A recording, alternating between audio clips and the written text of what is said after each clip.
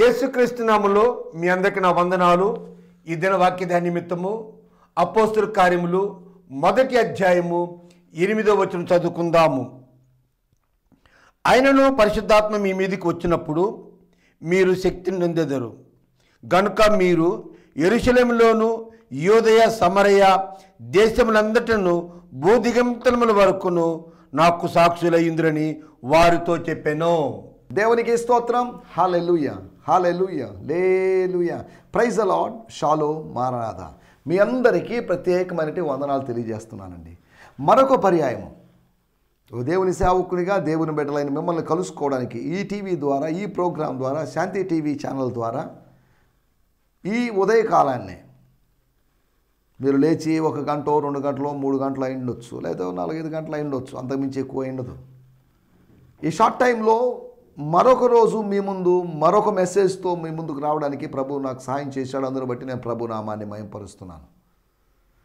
దేవుని స్తోత్రం. హల్లెలూయా. ఇది యెహోవా ఏర్పాటు చేసిన దినము. ఇందులో ఉత్సహించి సంతోషించదము. దేవుడు ఏర్పాటు చేసిన దినము అనగా దేవుడు అనుమతించిన దినము, దేవుడు ఆయుష్ను పెంచిన దినము. బ్రతకండి అని చెప్పి మనకు ప్రాణభిక్షను పెట్టినటువంటి దినం. దేవుని స్తోత్రం. ఈ దినాన్ని బట్టి నేను ప్రభునామాన్ని మహింపరుస్తున్నాను. ఇది మంచి రోజా చెడ్డ రోజా అని ఏదో క్యాలెండర్లు చూసి చెప్పండి అని నేను చెప్పలేను. కానీ మంచి దేవుణ్ణి సేవిస్తున్నప్పుడు ఇది మంచి రోజుగా మారగలదు. లౌకికంగా చూస్తే, బయట చూస్తే చెడ్డ రోజే, కానీ దీన్ని మంచి రోజుగా మనం మలుచుకోవచ్చు. ప్రభువుతో మనం ఉంటే, ప్రభువుకు మనల్ని మనం అప్పగించుకుంటే ఈ దినము మంచి రోజుగా ఖచ్చితంగా మారుతుంది అన్నలో సందేహం లేదు. దేవుని స్తోత్రం. హల్లెలూయా. సమయంలో మనము దేవుని మాటలు విందాం. నిన్న మనం కొన్ని మాటలు విన్నాం. మీరు దయచేసి మీరు వింటున్న మాటల్లోంచి మీకు ఏమైనా సందేహాలు ఉన్నట్లయితే దయచేసి నేడే నన్ను సంప్రదించండి. నా 2 వాట్సాప్ నంబర్లు ఉన్నాయి. కాల్ చేయొచ్చు, మెసేజ్ పెట్టొచ్చు. మీరు ఏదైనా రికార్డెడ్ మెసేజ్ ఏదైనా పెట్టొచ్చు. మీరు మాట్లాడి రికార్డ్ చేసి నాకు దాన్ని ఫార్వర్డ్ చేస్తే దాంట్లోంచి ఆ మాటలు విని మీకు రెస్పాండ్ కావడానికి వితిన్ 24 అవర్స్ మీకు రెస్పాండ్ కావడానికి నేను ప్రయత్నం చేస్తాను. నేను ఏదో సెలబ్రిటీ లాగా ఉండి అప్రోచబుల్గా లేకుండా ఉండడం లేదు. నేను అందరికీ సమీపించదగిన విధంగానే ఉన్నాను. సమీపించరాని తేజస్సులో నివసించే దేవుడే సమీపించగలిగినటువంటి స్థితికి మారినప్పుడు కొంతమంది పాస్టర్లు, కొంతమంది దైవజనులు, పెద్ద దైవజనులు టచ్ మీ నాట్ అన్నట్టుగా, అంటున్నట్టుగా దూరంగా ఉంటూ అపాయింట్మెంట్లు ఇవ్వకుండా వాళ్ళని కలుసుకోవడం కష్టం అన్న రీతిగా ఉన్న ప్రజలు ఉన్నారు. సరే, దేవుని స్తోత్రం. హల్లెలూయా. నిన్న మనం ఉదయకాలం మెసేజ్లో అపోస్తలుల కార్యములు 1వ అధ్యాయము 6వ వచనాన్ని ఆధారంగా చేసుకొని ఇశ్రాయేలు ప్రజల యొక్క లేదా గలిలయ మనుషుల యొక్క, యేసు ప్రభు శిష్యుల యొక్క 120 మందికి పైగా ఎక్కువైన ప్రజల యొక్క, లేదంటే సుమారు 500 మంది వరకు ఉన్నటి ప్రజల యొక్క స్తోత్రం. హల్లెలూయా. ఇవన్నీ ఎందుకు చెప్తున్నట్టే ఒక క్లారిటీ కోసం, స్పష్టత కోసం చెప్తున్నాను. వారందరూ కూడి వచ్చినప్పుడు వాళ్ళు చాలా ప్రశ్నలు అడిగి ఉండొచ్చు. ఒకవేళ Q&A, question and answer time లాగా, ఏమండి మీకు ఏమైనా సందేహాలు ఉంటాయి అడగమని ఏమన్నా అవకాశం ప్రభు కల్పించాడో లేదో నాకైతే తెలియదు. కానీ ప్రజల మనసులో ఎన్నో సందేహాలు ఉంటాయి. సత్యం వింటున్నారు కానీ సందేహాలు ఉన్నాయి. సందేశం వింటున్నారు కానీ సందేహాలు ఉంటున్నాయి. సందేశం వింటున్నప్పుడు సందేహాలు లేకుండా పోవాలి. సందేశము సందేహాన్ని సంహరించాలి. అనగా సందేశము, సత్య సందేశము సందేహానికి సమాధి కట్టాలి, సందేహాన్ని అదృశ్యం చేయాలి. దేవుని స్తోత్రం. హల్లెలూయా. స్తోత్రం. మన సందేహాలలాగా ఉండడానికి వీల్లేదు. సందేహాలు అంటే క్వశ్చన్ మార్క్స్. ఈ క్వశ్చన్ మార్క్స్ని స్ట్రైట్గా పెట్టామనుకోండి, ఒక ఎక్స్క్లమేటరీ మార్క్గా మారుతుంది, ఆశ్చర్యార్థకంగా మారుతుంది. ఒక ప్రశ్నార్థకమైనటువంటి విషయము, లేకపోతే ఒక ప్రశ్న గుర్తు దాన్ని సాగదీయబడినప్పుడు అది ఆశ్చర్యార్థకంగా మారగలదు. వాక్యం ధ్యానిస్తూ ఉన్నప్పుడు, నీ ప్రశ్నలకు జవాబులు దొరుకుతూ ఉన్నప్పుడు, యెషయా గ్రంథంలోని ప్రవచనం అర్థం కాక ఎవరి గురించి చెప్తున్నాడు, ఇది ఎవరి గురించి అయి ఉండొచ్చు అబ్బా, నేను ఎవరి గురించో అనుకుంటే అది కరెక్ట్ కాదు కదా. నాకు ఎవరైనా ఎక్స్ప్లెయిన్ చేసేవాళ్ళు కావాలి కదా. ఎవరున్నారు? మా దేశంలో వివరించేవాళ్ళు లేరు. యెరూషలేముకి వెళ్తే యెరూషలేము దేవాలయంలో కూడా అటువంటి వాళ్ళు కనిపించలేదు. ఇథియోపియా దేశానికి యెరూషలేముకి మధ్యలో ఉన్నటువంటి గాజాకు పోవు మార్గములో అక్కడ కనువిప్పు కలిగింది. రథములో కనువిప్పు కలిగింది. తిరుగు ప్రయాణములో కనువిప్పు కలిగింది. తిరుగు ప్రయాణములో తాను వాక్యములో దాగి ఉన్న సత్యాన్ని తాను గుర్తించగలిగాడు. దేవుని స్తోత్రం. నువ్వు వచ్చే ప్రయాణంలో కాదు, కొన్నిసార్లు తిరిగి వెళ్ళే ప్రయాణంలో నువ్వు ఏదైనా కనుగొనవచ్చు. దేవుని మందిరానికి వెళ్ళినప్పుడు నువ్వేం కనుగొనకపోయినా దేవుని మందిరానికి వెళ్ళి ఆశాప భక్తుడు కనుగొన్నాడు. కానీ నువ్వు దేవుని మందిరానికి వెళ్ళి ఏమి కనుగొనక ఏమి పొందుకొనక మరి ఎందుకు వెళ్ళినట్టు దేవాలయానికి? కాలక్షేపం కోసమా? అందరూ వెళ్తున్నారు కాబట్టి నేను వెళ్తున్నానండి. ఈరోజు శనివారం సబ్బాత్, లేదా విశ్రాంతి దినం, లేదంటే ఈరోజు ఆదివారం పునరుత్థాన దినం, ప్రభు దినం, ఇంకేదైనా చెప్పండి. ఇలా ఏదో ఒకరోజు వెళ్తూ వెళ్తూ వస్తూ ఉన్నాం. కానీ స్తోత్రం, ప్రశ్న, ఎంతవరకు ఎదిగారు? అసలు ఎదుగుతున్నారా? క్రిస్టియానిటీ అంటే కేవలం కార్పొరేట్ లివింగ్ అని అనుకుంటున్నారా? లేదు, అది పర్సనల్ రిలేషన్షిప్ విత్ గాడ్ అనుకుంటున్నారా? కదా. క్రిస్టియానిటీ అనగానే ప్రజల యొక్క అభిప్రాయం ఏంటంటే ఎక్కడికి వెళ్ళడం, శుక్రవారం ప్రార్థన, శనివారం ప్రార్థన, ఆదివారం ప్రార్థన, ఏదైనా మీటింగ్లకు వెళ్ళిపోవడం, ఇదే అనుకుంటున్నారు. ఇది క్రిస్టియానిటీ యొక్క, క్రైస్తవత్వం యొక్క ఒకవైపు మాత్రమే. మరోవైపు మరో ప్రపంచంలో, అది ఏకాంత ప్రపంచం అనుకో, నువ్వు దేవుడు అంతే. నేను ఇందాక చెప్పిన మొదటి ప్రపంచంలో, మొదటి ప్రపంచ యుద్ధం కాదండి, మళ్ళీ ఈ మొదటి ప్రపంచంలో నేనున్నాను, నా తోటి వాళ్ళు వందలాది లక్షలాది మంది ఉన్నారు, నా దేవుడు ఉన్నాడు. కానీ దీనికి భిన్నమైనటువంటి విధానంలో, భిన్నమైనటువంటి చోట్లు అక్కడ నేను నా ప్రభువు మాత్రం ఉన్నాను, మీరు మీ ప్రభువు మాత్రం ఉన్నారు, భక్తుడు భగవంతుడు మాత్రం ఉన్నారు. అప్పుడు నువ్వు ఆయనతో మాట్లాడవచ్చు, ఆయనతో స్నేహం చేయొచ్చు, సంభాషించవచ్చు, ఎన్నో జరుగుతాయి. దేవుని స్తోత్రం, హల్లెలూయా. మనం ఆలోచిస్తున్న విషయాలు క్రైస్తవత్వాన్ని గురించి తప్పుగా అనుకుంటున్నారు ప్రజలు. క్రైస్తవత్వము అంటే కొత్త విధానంలో జరుగుతున్నటువంటి ఇజ్రాయేలిజం కాదు. ఇజ్రాయేలునికి క్రైస్తవునికి సంబంధం లేదు, యూదునికి క్రైస్తవునికి సంబంధం లేదు. మనకు క్రీస్తుకు ఉన్న సంబంధమే క్రైస్తవత్వం. క్రీస్తుతో రిలేషనే.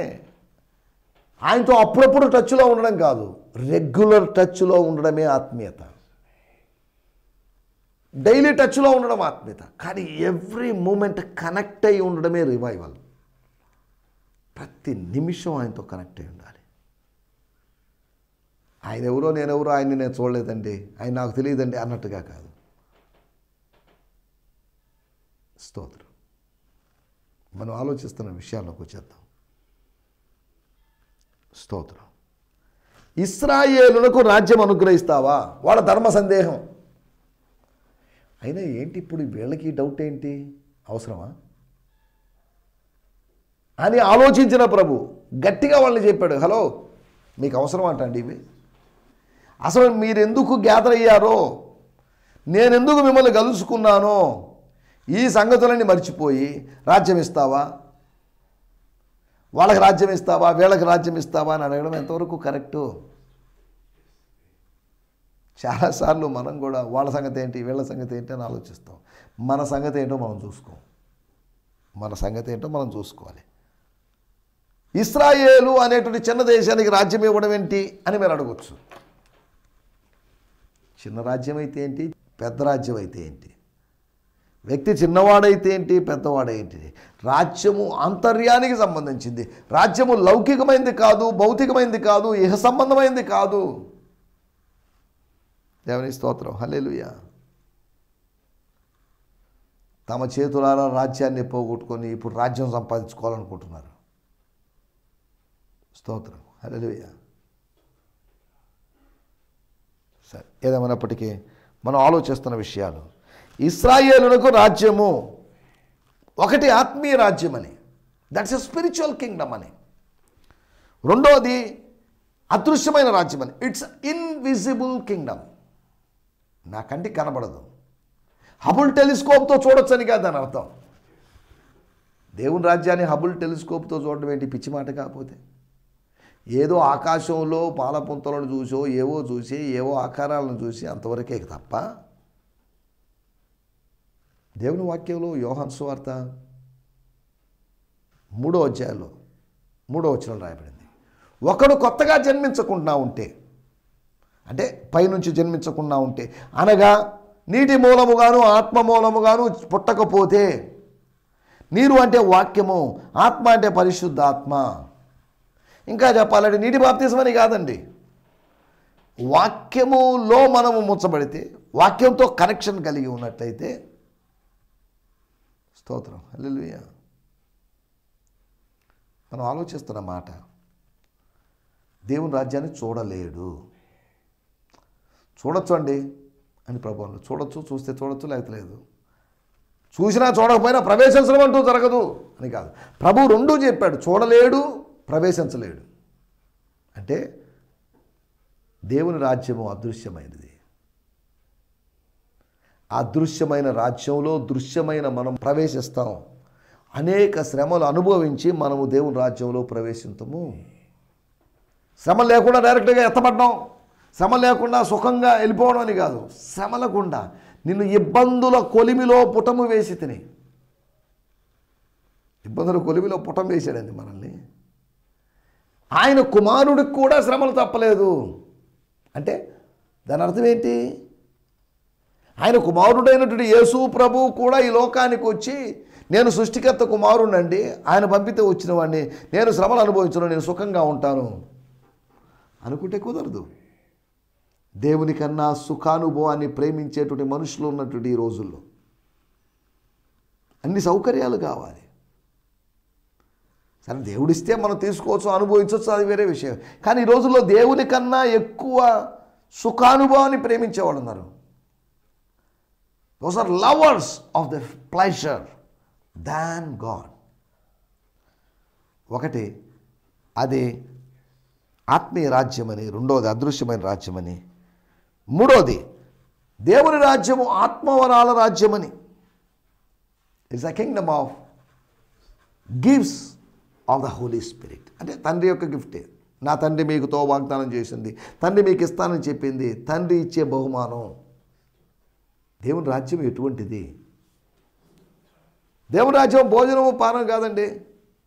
ఓ తిండిపోతులైనట్టు విశ్వాసులారా, మొదటి శతాబ్దపు ప్రజలారా, దేవుని రాజ్యం భోజనం కాదు. అలాగని దేవుని రాజ్యంలో భోజనం లేదు, పానం లేదు, ఆకలితో దాహంతో చచ్చిపోతామని కదా అని అర్థం.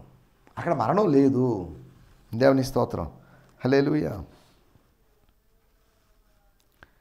నాలుగో విషయం దేవుని రాజ్యాన్ని గురించి. దేవుని రాజ్యాన్ని ఇస్తావా, పొందుకునేటట్టు చేస్తావా అనేటువంటి ప్రశ్నకి, అది ఇశ్రాయేలుకు ఇచ్చేటువంటి దేవుడు ఇచ్చేటువంటి రాజ్యము, అది ఆత్మీయ రాజ్యమని, అదృశ్యమైన రాజ్యమని, ఆత్మవరాల రాజ్యమని, అంతేకాకుండా ఆత్మీయ శక్తితో కూడుకున్న రాజ్యం. It's full of power. Powerless కాదు గాడ్స్ కింగ్డమ్. కాబట్టి అట్టి దేవుని శక్తి కోసం, ఇదిగో మీరు పైనుంచి శక్తి పొందేంత వరకు ఇక్కడే ఉండండి, విడిచిపెట్టి వెళ్ళొద్దు. దేవుని స్తోత్రం హల్లెలూయా. ఆత్మీయ శక్తితో, మాటలు కాదు దేవుని రాజ్యం. దేవుని రాజ్యం వాక్చాతుర్యాన్ని బట్టి మాట్లాడడం కాదండి. దేవుని రాజ్యము శక్తి. దేవుని స్తోత్రం. వీటి గురించి నిన్న మనం మాట్లాడుకున్నాం. రండి, దినము కొరకై ఏర్పాటు చేయబడిన లేఖన భాగము అపోస్తుల కార్యములు 1వ అధ్యాయము 8వ వచనం. Book of acts 1st chapter verse 8. అయినను పరిశుద్ధాత్మ మీ మీదికి వచ్చినప్పుడు, అయినను అంటే దాని అర్థం ఏంటంటే, మీరు ఇలాగ సందేహాలు అడుగుతున్నప్పటికీ, మీరు ఇశ్రాయేలుకు రాజ్యం అనుగ్రహించబడాలని ఆశించినప్పటికీ, దాని గురించి ప్రత్యక్షత మీకు లభించనప్పటికీ, ఆయనను ఇవన్నీ జరుగుతున్నను 40 రోజులు ఆయనతో తిరిగి, ఆయన పునరుత్థానం చెందాడు, ఆయన పునరుత్థానుడయ్యాడు. కనుక ఆయనను చివరిసారిగా మీరు చూడబోతున్నారు. ఆయన ఆరోహం కావడానికి ముందుగా ఆయనను పరిశుద్ధాత్మ మీ మీదకి వచ్చినప్పుడల్లా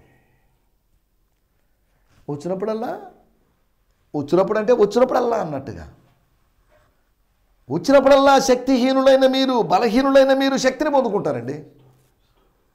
ఇది శక్తి చేతను బలము చేతను కాదు, ఇది దేవుని ఆత్మ వల్లనే జరుగుతున్నదని సైన్యములకు అధిపతియగు యెహోవా సెలవిస్తున్నాడు. అక్కడ రాయబడిన మాటలు మనం చూస్తున్నాం. ఆయనను పరిశుద్ధాత్మ మీ మీదకి వచ్చినప్పుడు మీలో కొంతమంది శక్తిని పొందుకుంటారని కాదు. మీరు ఎవరి మీదకి వచ్చాడో, ఎవరి మీద దిగి వచ్చాడు, ఎవరి మీద వాలాడు, వారు శక్తి పొందినదరు. కనుక యెరూషలేములోను యూదయ సమరయ దేశములంతటను భూదిగంతముల వరకును స్తోత్రం హల్లెలూయా సాక్షులై ఉంటారు. సాక్షులుగా ఉండాలి. మీరు ఇంతమంది సాక్షులుగా లేరు.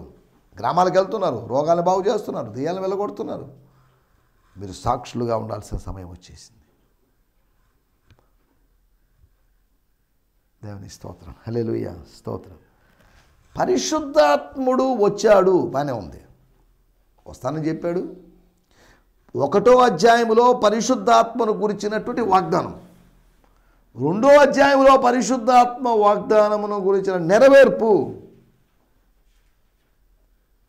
స్తోత్రం హల్లెలూయా. పరిశుద్ధాత్ముడు ఉన్నాడు అన్న సంగతి తెలియని వాళ్ళు ఉంటున్నటువంటి రోజుల్లో, అంటే మొదటి శతాబ్దంలో, ఇప్పుడు సంగతి కాదు, ఇప్పుడు అందరికీ తెలుసనే కాదు, అన్ని జనుల దగ్గరికి వెళ్ళి మీరు పరిశుద్ధాత్మ తెలుసా, మీరు పరిశుద్ధాత్మను పొందుకున్నారంటే వాళ్ళు ఏంటి సార్ ఏం మాట్లాడుతున్నారండి అని అనే అవకాశం ఉంది. పరిశుద్ధాత్ముడు ఎందుకు అనుగ్రహించబడ్డాడు? Why Holy Spirit was descended ఆ రోజు, ఆ పెంతెకోస్తు రోజు. ఆయన దిగడానికి ఒక ఉద్దేశం ఉంది, ఆయన దిగి రావడానికి ఒక ఉద్దేశం ఉంది. స్తోత్రం. మనం ఆలోచిస్తున్న మాట పరిశుద్ధాత్మ రాకకు కారణాలు. 1వ అధ్యాయం 8వ వచనం, మూల వచనం కనుక చదవాల్సిన అవసరం లేదు. ఆయన మనల్ని శక్తిమంతులుగా చేస్తాడు. He want to empower us, fill with power. ఖాళీగా ఉన్న మన ఆత్మలో శక్తిని పోసి శక్తిని కుమ్మరించడానికి, మన హృదయంలో ఏ విధంగా ప్రేమను పోస్తున్నాడో కుమ్మరిస్తున్నాడో అలాగే తన ఆత్మ ద్వారా మనల్ని నింపుతున్నాడు. దేవుని స్తోత్రం హల్లెలూయా. 1 శక్తిమంతులుగా చేయడానికి, సన్నగిలిపోయి నీరసిల్లిపోయి సొమ్మసిల్లిపోవడానికి కాదు దేవుడిని పిలిచింది. ఒకవేళ ఇలా జరిగిందనుకోండి, సన్నగిలిపోయి బలహీనపోయి నిరాశకు గురి నిస్పృహలోనే ఇంకా ఏం దేవుళ్ళండి అన్నాను అనుకోండి, అదిగోండి యేసు ప్రభు దగ్గరికి వెళ్ళాడు, ఏం పొందుకోలేక నిరాశగా తిరిగి వచ్చాడనే అవకాశం ఉంది. స్తోత్రం హల్లెలూయా. 1 శక్తిమంతులుగా చేయడానికి. 2వది యోహాను సువార్త 14వ అధ్యాయం 26వ వచనం. స్తోత్రం. ఆదరణకర్త అనగా తండ్రి నా నామమున పంపబో పరిశుద్ధాత్మ సమస్తమును మీకు బోధించి నేను మీతో చెప్పిన సంగతులన్నిటినీ, నేను 3.5 సంవత్సరాల కాలము మీతో ఉండి చెప్పిన సంగతులన్నిటినీ మీకు జ్ఞాపకము చేయును. మీకు ఏం చేస్తారంట? మీరు మర్చిపోయారు, చాలా వరకు మర్చిపోయారు. మతిమరుపు ఎక్కువ మీకు, శిష్యులు ఎక్కువ మర్చిపోతుంటారు, స్టూడెంట్స్ మర్చిపోతుంటారు. కానీ ఆ గురువు గుర్తుపెట్టుకొని ఫలాని రోజు ఫలాని చోటు ఫలాని పెళ్లిలో నువ్వు ఇలా మాట్లాడు అలా మాట్లాడు. దేవుడు సాక్ష్యం చెప్పలేడా? దేవుడు మన గురించి చెప్పలేడా? తెలుసుకోలేడా? 2వ విషయము, ఆయన మనకు గుర్తు చేస్తాడు. ఏం గుర్తు చేస్తాడు? ఆయన మనకు స్మరణకు తెచ్చే దేవుడు. యేసు ప్రభు మాట్లాడిన మాటలను గుర్తు చేస్తాడు. నీరో చక్రవర్తి తర్వాత ఎవరు, తర్వాత ముఖ్యమంత్రి ఎవరు, తర్వాత ప్రధానమంత్రి ఎవరు అనే విషయాలు తెలియజేయాలని కాదు, మీకు తెలియజేస్తాడు. నీవు గ్రహించలేని గొప్ప సంగతులను నేను నీకు బయలుపరుస్తానని చెప్పినవాడు. స్తోత్రం. హల్లెలూయా. మనం ఇక్కడ ఆలోచిస్తున్నాం. రెండోది మనకు స్మరణకు తేవడానికి, గుర్తు చేయడానికి. ఏం గుర్తు చేయడానికి? స్తోత్రం. ఏదో మర్చిపోతుంటాం ఈ జీవన యాత్రలో 100 రకాల పనులు పెట్టుకొని, ఇంటి పని, వంట పని, బయట పని, లోపల మనిషి, సమాజంలో సేవించేటువంటి పనులు, ఇన్ని పనుల మధ్యలో స్తోత్రం మార్తమ్మల్లాగా అయిపోయాం. మనం బిజీ ప్రపంచంలో ఉన్నాం. ప్రతి వాళ్ళు బిజీ. ఇంత ముందు రోజులు ఖాళీ సమయాలు దొరుకుతున్నాయి, ఇప్పుడు ఎవడికి సమయం లేదు. నో టైం అండి. మీరు శక్తిని పొందుకోండి. You will receive power. స్తోత్రం. మీకు స్మరణకు తెస్తాడు పరిశుద్ధాత్మ దేవుడు. He will remind you. దేవుని స్తోత్రం. మూడో విషయం నేను మీకు జ్ఞాపకం చేస్తాను. యోహాను సువార్త 15:26. కర్త అనగా తండ్రి ఎదురు నుండి బయలుదేరి దేవుడు సత్య స్వరూపైన ఆత్మ వచ్చినప్పుడు ఆయన నన్ను గురించి సాక్ష్యం ఇచ్చును. ఎవరి గురించి? నా సంగతులు చెప్తాడు, నా గురించి సాక్ష్యం చెప్తాడు. పరిశుద్ధాత్ముడు ఎందుకు వచ్చాడంటే యేసును గురించి పరిశుద్ధాత్ముడు చెప్పే సాక్ష్యం సత్యం. ఈయన నా ప్రియకుమారుడు, ఈయనందు నేను ఆనందిస్తున్నాను చెప్పాడు. అందులో అబద్ధమా? అబద్ధం ఏముంది అక్కడ? బాప్తీస సమయంలో బాప్తీసం తీసుకొని ఒడ్డు నిలబడి ప్రార్థన చేస్తుండగా, లేకపోతే ఒడ్డు నిలబడి ఉండగా పరిశుద్ధాత్ముడు పావురం వలె దిగాడు అని రాయబడింది. బాగానే ఉంది. సాక్ష్యం ఏంటి అప్పుడు? ఈయన కూడా నా ప్రియమైన కుమారుడు అని కాదు, ఈయన నా ప్రియ కుమారుడు, ఈయనలో నేను ఆనందిస్తున్నా. నా కుమారుడిని బట్టి, పంపబడినటువంటి నా కుమారుడిని బట్టి నేను ఆనందిస్తున్నానండి. దేవుడు నీ నాన్న విషయంలో ఆనందించాలి. యెహోవా మన యందు ఆనందించిన యెడల ఆ స్వాస్థ్యంలోకి ప్రవేశపెడతాడు అని యెహోషువ చెప్పినట్లుగా మనం ఆయన్ని సంతోషపరిచేవాళ్ళుగా, ఆనందపరిచేవాళ్ళుగా ఉండాలి. ఒకటి శక్తిమంతులుగా చేయడానికి, రెండోది స్మరణకు తేవడానికి, మూడోది ఆయన సాక్ష్యం ఇవ్వడానికి, నాలుగోది 16:8. పరిశుద్ధాత్మ మీ మీద కూర్చున్నప్పుడు ఆయన పాపమును గూర్చి, నీతిని గూర్చి లోకమును ఒప్పింపజేయును. ఏం చేస్తాడంట ఆయన? పరిశుద్ధాత్మ దిగి రావడానికి కారణం ఏంటి? సైట్ సీయింగ్ కోసం కొంతమంది ఫారినర్స్ వచ్చినట్టుగా పరిశుద్ధాత్ముడు ఈ భూలోకాన్ని విజిట్ చేసి భూలోకం ఎలా ఉంటుంది, ఇజ్రాయెల్ దేశం ఎలా ఉంటుంది, యెరూషలేం ఎలా ఉంటుంది చూసిపోవడానికి వచ్చినవాడు కాదు. దేనికి వచ్చినట్టు? ఆయన మనల్ని సమ్మతింపచేయడానికి, ఒప్పింపజేయడానికి ఆయన కన్విన్స్ చేస్తాడు. నా కుమారుడా, నువ్వే ఆ పాపం చేసింది, నీ మీదకి దేవుని ఉగ్రత రాబోతుంది, ఆ మనుషుడు నీవే అని చెప్పడం.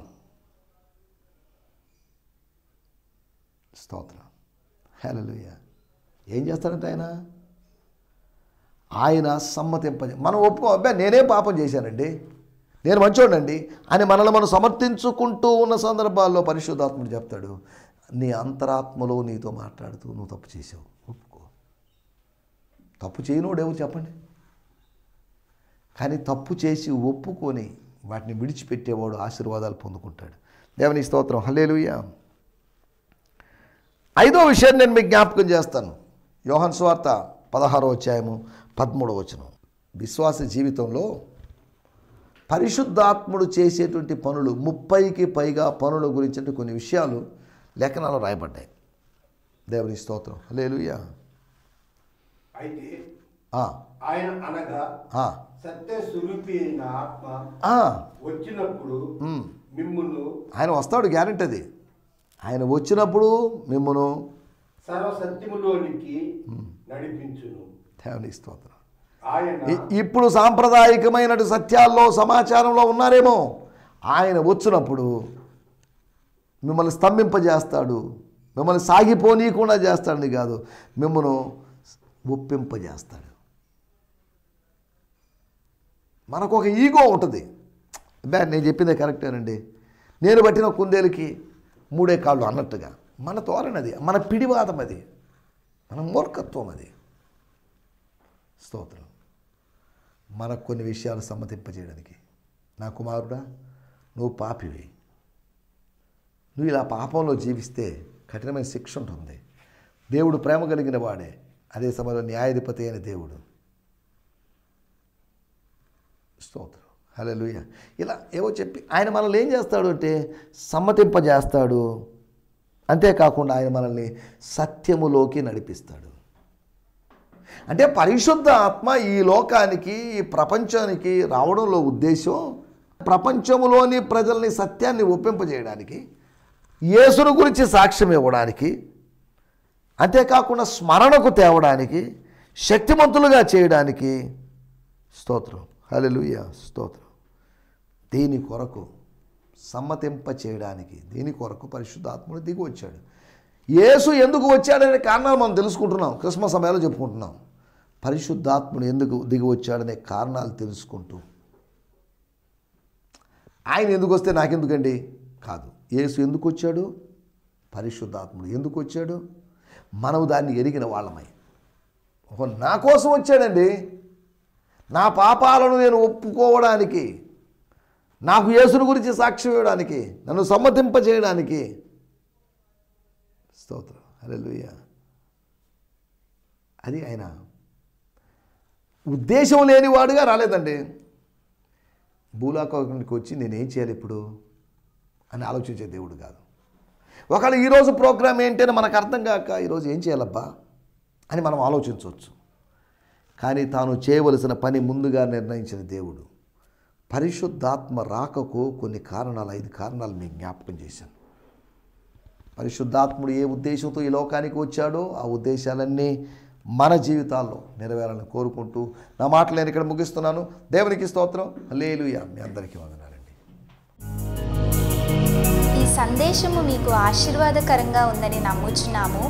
ప్రార్థన అవసరతల కొరకు మమ్మల్ని సంప్రదించవలసిన మా చిరునామా గిద్యోన్ మిషన్ చర్చ్, 6వ వీధి, శాంతినగర్, నెల్లూరు 4, ఆంధ్రప్రదేశ్.